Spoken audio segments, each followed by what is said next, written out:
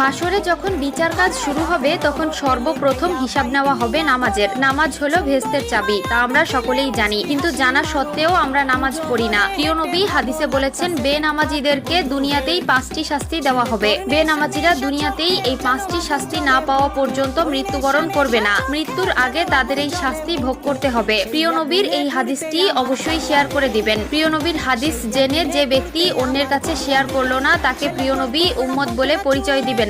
আমরা জানবো এবং অন্যকে জানাবো। এবং আপনি যদি প্রিয় নবীর উম্মত হয়ে থাকেন তাহলে অবশ্যই আলহামদুলিল্লাহ কমেন্ট করবেন। তো চলুন বেশি কথা না বলে শুরু করি আজকের ভিডিও। আজকে আমরা জানবো বেনামাজি ব্যক্তিদের দুনিয়াতে কোন 5টি শাস্তি দেওয়া হবে। বেনামাজি ব্যক্তির সর্বপ্রথম যে শাস্তি হলো সেটি হলো তার কোনো দোয়া কবুল হবে না। সে আল্লাহর কাছে যতই দোয়া করুক না কেন তার কোনো দোয়া আল্লাহর দরবারে কবুল হবে না। 2 নম্বরে যে শাস্তির কথা বলা হয়েছে তা হলো তার নেক কাজের কোনো বদলা দেওয়া হবে না। প্রিয় দর্শক, ধরুন